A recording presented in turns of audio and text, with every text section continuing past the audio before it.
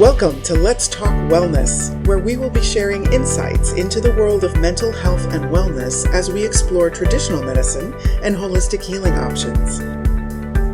It's time to have new conversations about mental health.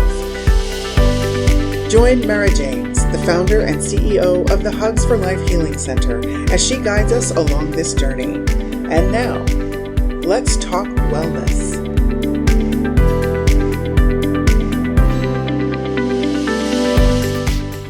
Welcome to Let's Talk Wellness. I'm your host, Mara James, and I want to say thank you for joining us for today's conversation. During Let's Talk Wellness, we focus on healing, understanding, growth, and spirituality. This is part of the Hugs for Life Healing Center, which is part of the nonprofit called Extraordinary Lives Foundation, where we're devoted to supporting and improving children's mental health and wellness and providing support for the families. As the founder of these organizations, I have the great joy of collaborating with a team of amazing people to help bring healing to their children and families around the world. You can find all of our information at elfempowers.org, and you can find this link in the show information. Now, let's talk wellness with today's host, Jessica Hubbard. Jessica is the CEO of Casa Youth Shelter. Welcome, Jessica. Thank you so much. It's a pleasure to be here. It's so great to meet you. And I know we met kind of recently, and I definitely felt that the universe has brought us together to do some serious work because there's a lot of suffering going on. So tell us first about Casa Youth Shelter and all the amazing work you do there. And then we'll get back into you and why you chose this line of work. Yeah, thank you. So Casa Youth Shelter is somewhat of a best kept secret hidden gem of Orange County. We have been around for 45 years. We're celebrating our 45th Sapphire anniversary this year. And I find myself sharing our mission and our story with so many folks, and they're like, I have not heard of this, or I can't believe what's going on. But we have, and I'm proud to share that it's a part of generational impact, because when you have 45 years under your belt, you are transforming generations and a community. So we serve kids in crisis, runaway youth, throwaway youth, and I use air quotes because it's the actual government term, although it's the kind of word that stops you in your tracks and you're like, how can you refer to a human as throwaway? But this is literally what's happened to these kids that we serve, and so many kids that they are thrown out of their home or place of residence. So we serve runaway, throwaway, and trafficked individuals, kids who are looking for peace and assistance and services and resources. So the shelter is in our name, but it's more than a shelter. And what I love to highlight to folks is, yes, we do provide this safe bed and the warm meals, but it's beyond the shelter where the real magic happens. And that's in the therapy and the mental health services, which is where I think our work and our purposes align, Mara. And that's why I know when we met, it was just like, all right, things are happening. So sorry. And what age range do you work with? 12 to 17-year-olds, still kiddos. It's the area of population where you have the least amount of protective custody intervention happening from social services, unfortunately. So they're out there, and we know that abuse escalates as they're getting older. So these are kiddos that are in desperate need of support and safety. And I'm so proud they can find it with Casa Youth Shelter. That I was just so excited when I found out, because I knew there's another organization in Orange County, Casa, and a lot of people get them confused. I'm like, wow, that's more with foster kids, but what you're doing is so profound. And as I've worked on my own healing, and I've seen that we keep manifesting our childhood traumas. So if you could help them, or we could help them at that stage to like heal their trauma so they don't have to keep manifesting, it will be transformational. It's so true. And like I said, that's where the magic happens here. We're short-term or emergency housing. So this is not intended to be your permanent resting place. It's a temporary space for you to have some safety and some respite and gain some incredible skills for you to hopefully take back home and reunify with your family or primary caregiver. That's not always a possibility, in which we will then work with other organizations to find you permanent, safe, and stable housing. But regardless, your time here, whether it's 3 days or 3 months, you're gaining those skills so that you can take them beyond and with you. And that's what we hear from so many of our residents, our past residents and kids that we've served, that doesn't matter how long they were here, they took those skills and what they gained from Casa onto the next journey. Wow, that is so powerful. And it's such an impactful age, right? I mean, the brain doesn't stop growing to what, 25? Yeah. And I know that from my healing journey, at 48 years old to 57 years old was, all about that inner child. So for you to get them at that age and stage is so profound. So tell me, big question, of course, everyone's probably curious, how did you get into this line of work? And tell us a little bit about your education when you were younger. Yeah, sure. So it's been a windy road for me. I started off at the University of Florida majoring in criminology and law, had a real passion for that area. Scooped up a minor in religious studies just because why the heck not? And it was interesting. And needed a job after graduation, honestly, just needed a job and wasn't sure what I was going to do. I thought maybe law school down the road, but I don't know if it's right for me. Can I even get in? Am I good enough? All that imposter syndrome that we experience, especially as women. So I started teaching because I knew that all you really needed was a bachelor's degree. You can walk right into the classroom, and that's what I did. All of the age of like 22 years old, I was a baby and started teaching middle school English and fell truly madly and deeply in love with teaching and thought, oh my goodness, this is the great love of my life, teaching, and the creativity, the every day is different, and of course, impacting the lives of so many incredible young people. But I became disheartened around my 6th, 7th year of teaching and decided to leave in my 8th year.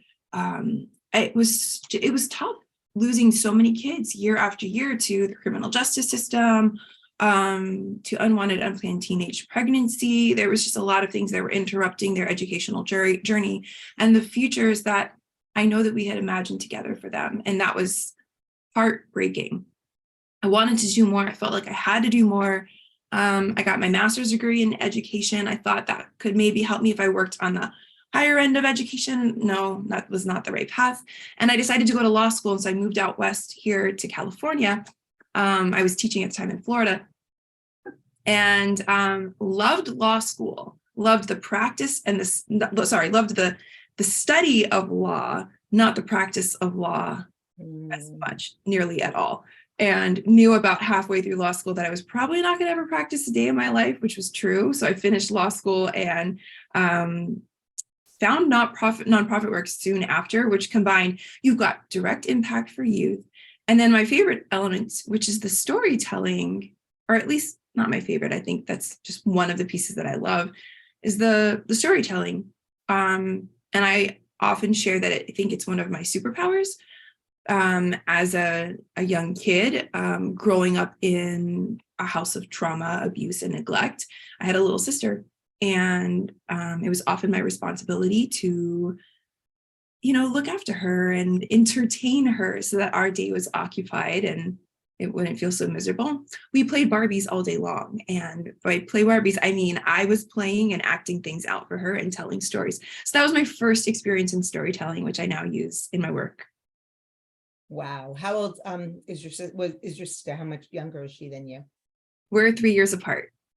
Wow. So you had to play mother at what age? I wouldn't say mom. I would say like very attentive big sister, and I made sure that a lot of those days that, she was taken care of and that we were getting our food and we were, and staying out of the way of the grownups is the biggest task.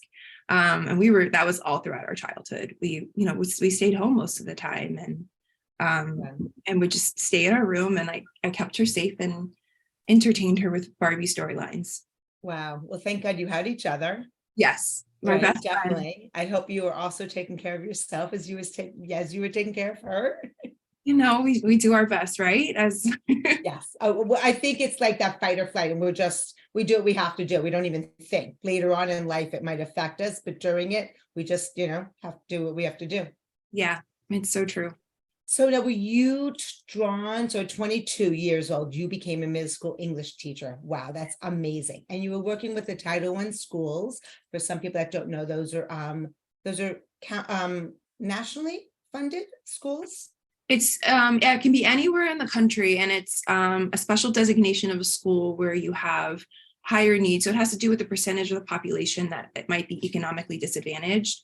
And so those are usually areas or schools that have higher need. So it was a Title I school. I think it's like something 80-something% or on free and reduced lunch would have been the statistic at the time. So. Oh, I love that. And why did you pick that versus quote unquote like a regular school, public school or private school?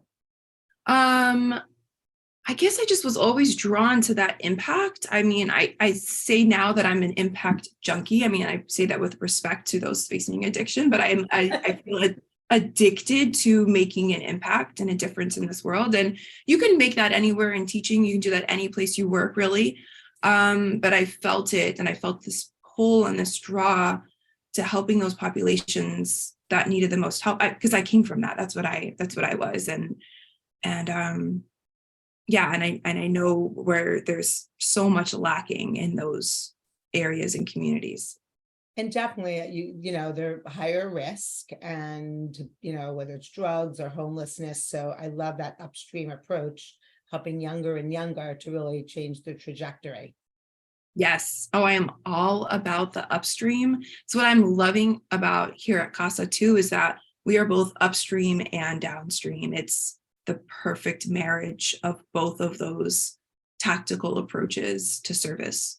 And can you, for people that aren't familiar with upstream and downstream, can you share with us a little? Yeah, more? it comes from that story of a community of folks, and kids are flowing down this river and drowning in this river. We have to save them. We have to save them, and people are constantly pulling them out of the river and providing CPR. And then someone's finally like, well, what if we go to the mouth of the river? What if we go all the way upstream and figure out why the kids are falling in the river to begin with? So Casa, I think, does that really, really well, and that it's preventative, it's upstream, and that we're working with kids, and we're working with kids early on, 12, 13, all the way to 18 years old. But it's also downstream because they're technically already nearly drowning because they are in crisis. But right. There's your youth because there's so much promise and there's so much hope, and they're the most resilient individuals that you can find. And it's funny, I use a similar analogy, but it's more like they're jumping off the bridge upstream. So how do we prevent them from jumping off? So upstream would be like, prevent them from jumping off, don't even get in the water, yes. And then taking them out of the water, which leads me to my next question. How do these beautiful children and individuals find you? How do you find them? Oh my goodness. It's a number of ways in which they can find us here at Casa Youth Shelter. It could be a parent brings them here and says, I need help, or I don't want to do this anymore. I don't want to parent this child, which is heartbreaking to hear, but it is factual. It could be from our local law enforcement, which we have a really strong decades of partnership with local law enforcement. In fact, the chief of police for Los Alamitos sits on our board. And so they know that if they are experiencing runaway youth or situations of conflict, that this is a safe place where they can bring those kids. It could come from our school partners. There's just a number, and word of mouth too. And there's also a ton of kids that will find us out, seek us out, or looking for a place, a safe place to stay, and might self-refer here. So it does not matter how they find us or how they get here. We're just glad that they're here. Wow. So what you first said is heartbreaking. Parent doesn't want to parent their own child.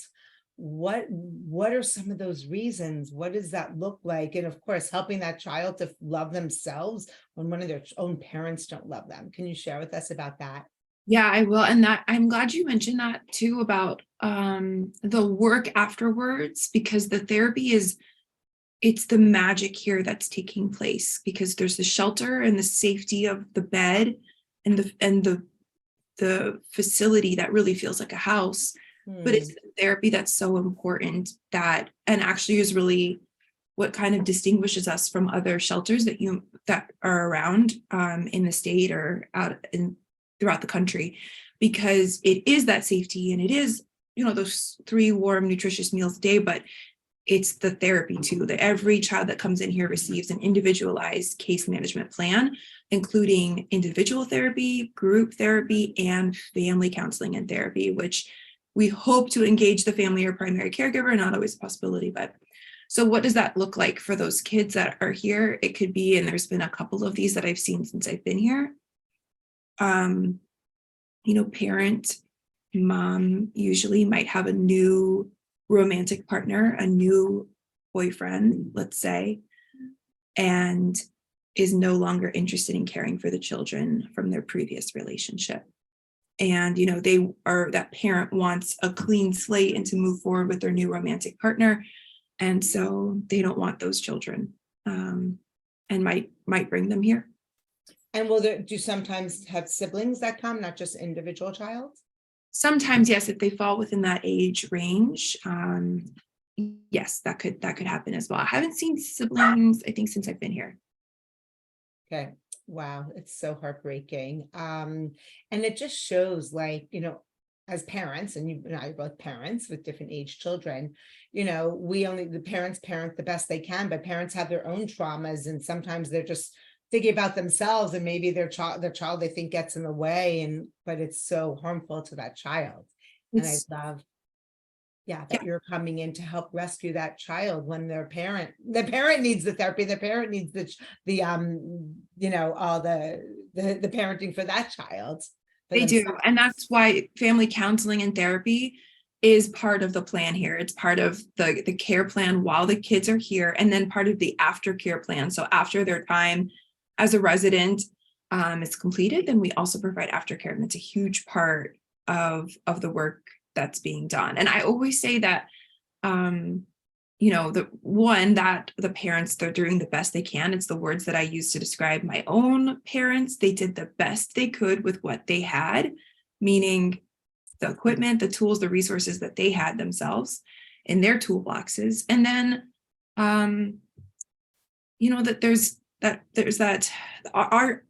our kids right now will be grown up. So every one of those grown-ups and every one of those parents were once kids that we could have served.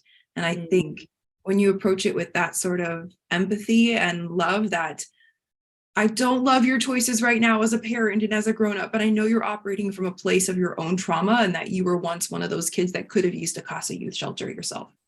That is so amazing. So what I want to do, we're going to take a quick break, and we're going to come back. I'm going to go dive a little deeper, if you're okay with your personal history, share a little bit about mine, and so everyone could hold on. I'll be right back. In these shifting and changing times, more and more lives are being impacted by mental health. The Extraordinary Lives Foundation, also known as ELF, is transforming the way people view and navigate mental health challenges. Their mission is to improve children's mental health and wellness and support families by providing educational tools, resources, and awareness events. ELF encourages families to recognize symptoms, overcome the stigma, and reach out for help. Through prevention, early intervention, and holistic treatment, we believe many of the big problems facing today's youth can be transformed within a generation. Extraordinary Lives Foundation is excited to offer the Hugs for Life Healing Center, growing a worldwide network of approved holistic healers and bridging the gap between traditional and complementary healing options. Visit the Extraordinary Lives Foundation website at www.elfempowers.org to find out more about their resources and events. Together, we can change the conversation around mental health.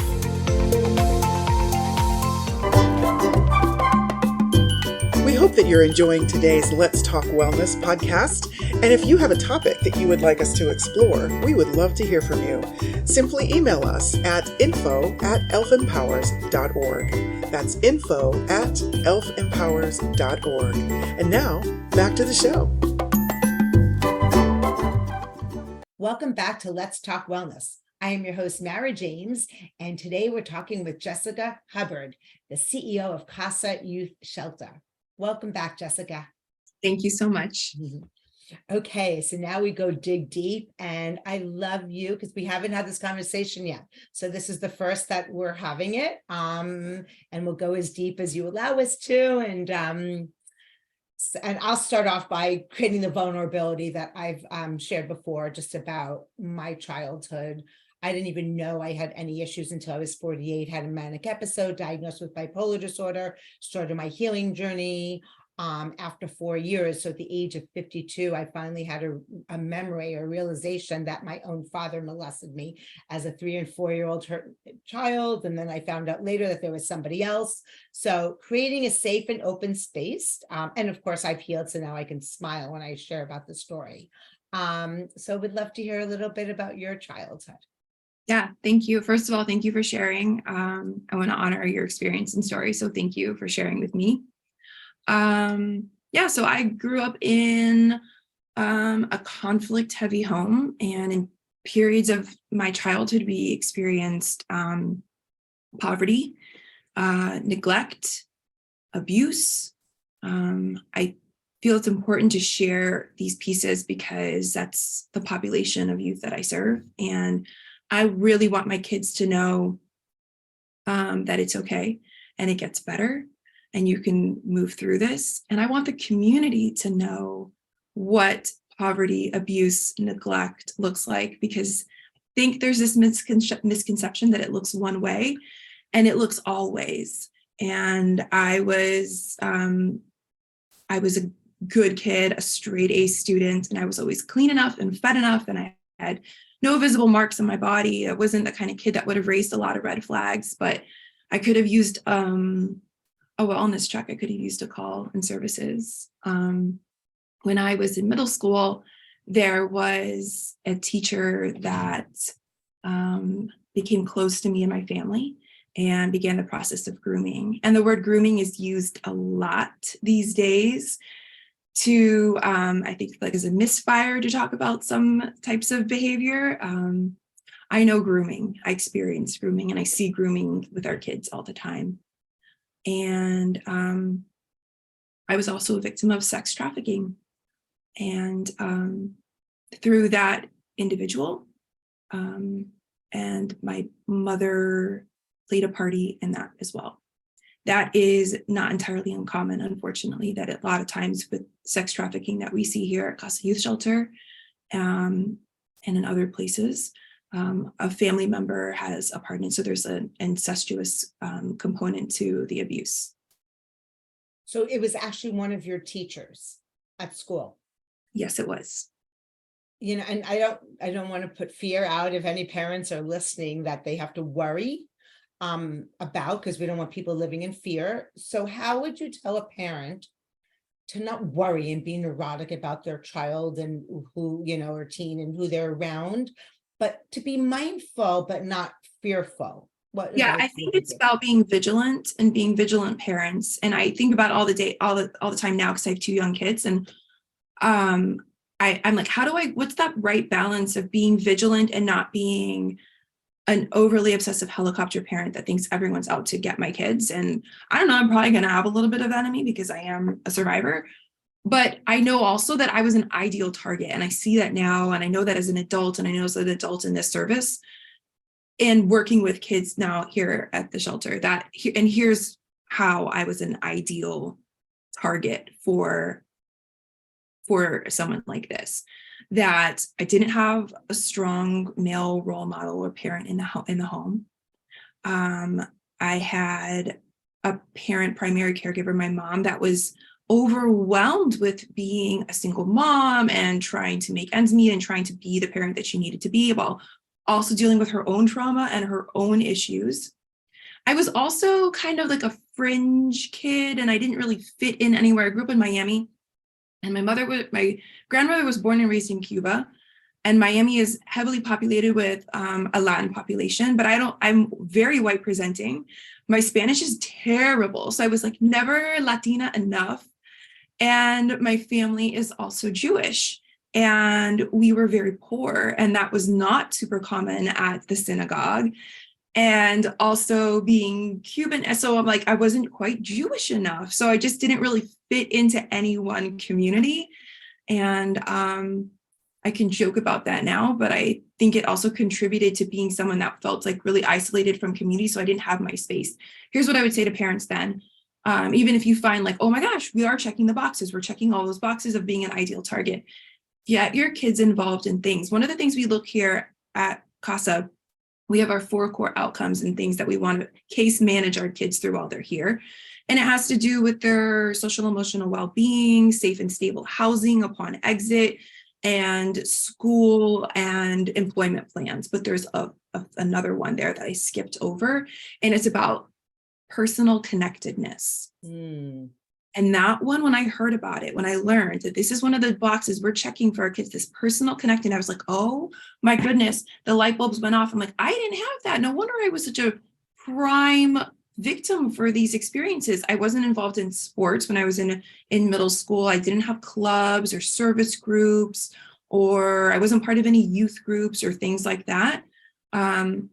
Get your kids involved in some things, whether it's sports or a youth group, whatever it is, find them a place to connect with others so that you build a community and a network to help your child.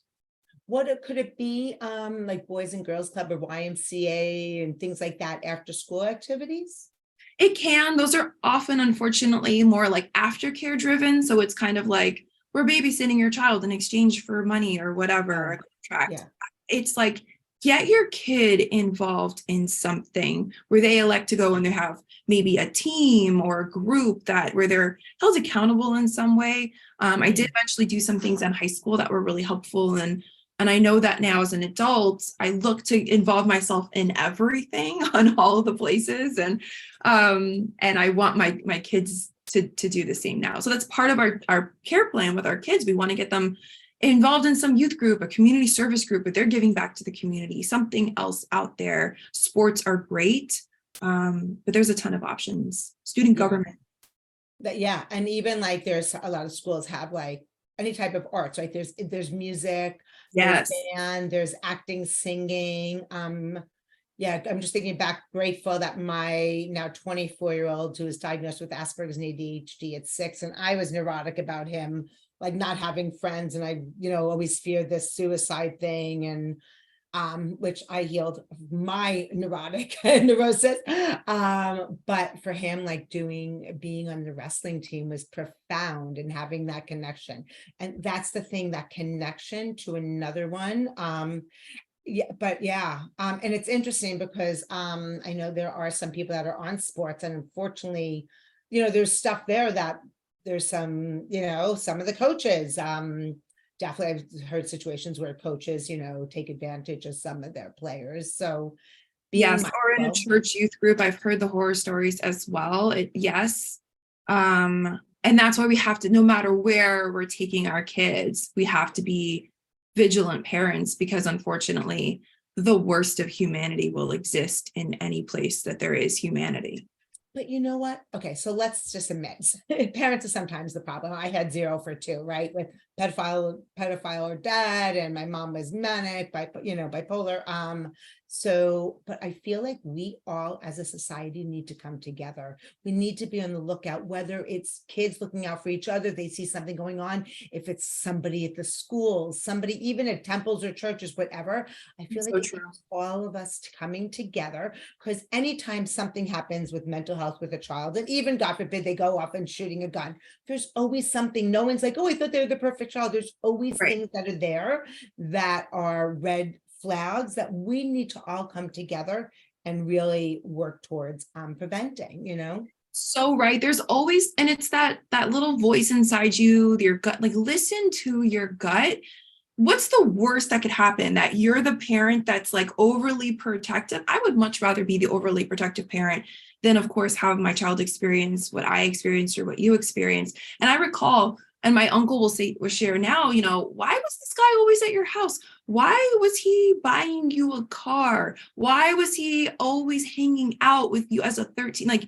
And he would make jokes and make comments because something didn't sit right with him. And everyone dismissed him and said, oh, be quiet. He's doing wonderful things for them and giving so much to the family. Like, no, it's not right. It's not right. And that is part of the grooming process. It's usually a pillar of the community, someone that is very well respected, like a teacher or a youth leader at a church or something like that. And then someone that's like beloved, he was the most popular teacher, the most popular person that everyone loves. They're very good at what they do and can be incredibly generous, so that you want to receive whatever it is. For us, it was a car. It was a brand new car, which I understand. I have empathy for my mother, and I understand. How do you say no to that? How do you listen to your gut? But I share my story as a warning, and I share it more importantly for every single one of our kids that has experienced something similar. And there are so many who have a nearly identical story to mine. So many. And, the irony is that we both convened, met recently. We're both raised Jewish. I've never heard of anything in the Jewish community happening like this. And now it's,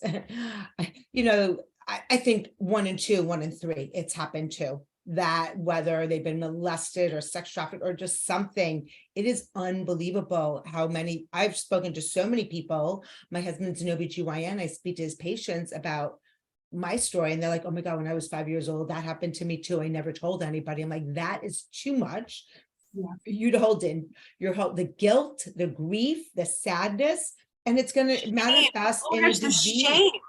The shame, blame, and guilt. Oh my goodness. Yeah.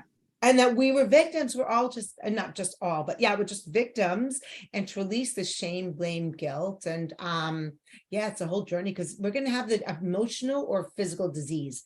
It will just eat us alive, from the inside out, and we don't realize. Yeah. Excuse me. And that's why I have to share. I have to share for me, for my healing, my process, but for every single kid out there that's going to experience all of that shame and torture themselves, that they were responsible, because you think the guilt, you think you were responsible. What did I do wrong? What could I have done differently? What could I have said?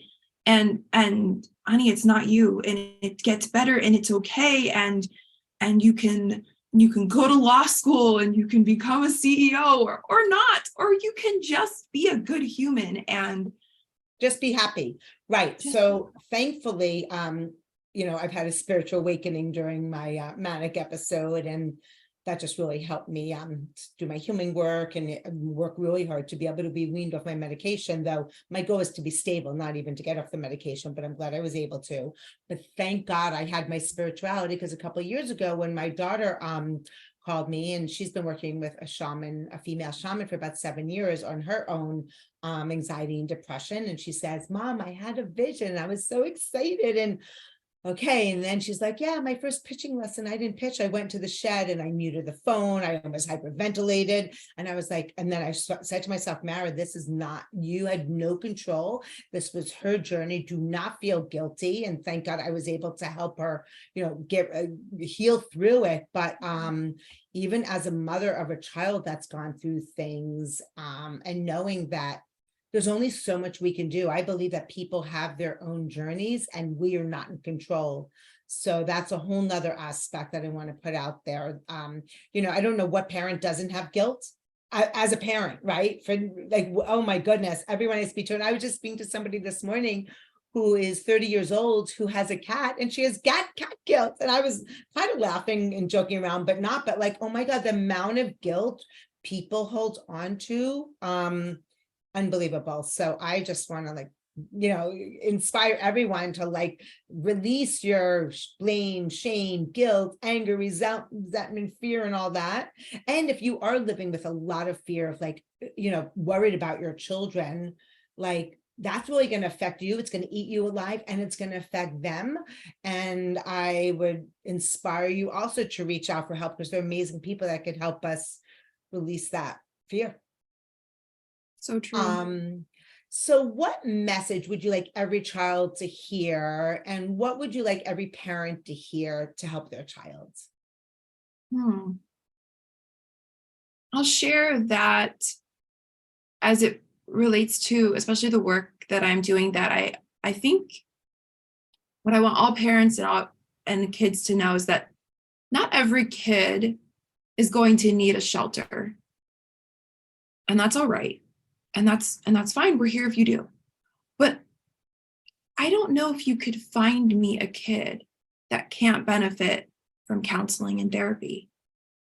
And that's what I want everyone to know, because I think that we're getting really good as a society about talking about the stigma, the negative stigma towards mental health work, but we're not fixing it. Like, we're calling it out, but I don't know that we're improving any just yet. So let's call it what it is, and then let's take some action and do something about it. So that we're here, we have the shelter, we have these 12 beds, one of the only facilities around. We are the only one of this kind between Culver City and Huntington Beach.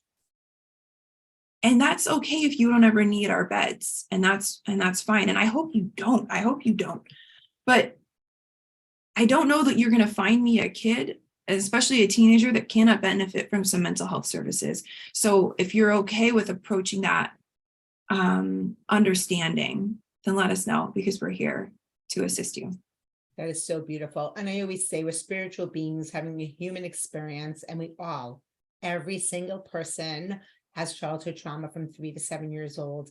It could be something that you were told not to pick up an egg by your grandmother, and you picked it up and dropped it, and she says, "You're no good," and that's the story. Or it could be something more severe like what you and I went through. So absolutely. And the sooner we help our precious youth releasing their fears, anxieties, shame, blame, guilt, and all that normal emotions, but help them process it instead of ignoring it and keeping it down, we will transform society. And if we all work together, we could do it, God willing, in one generation.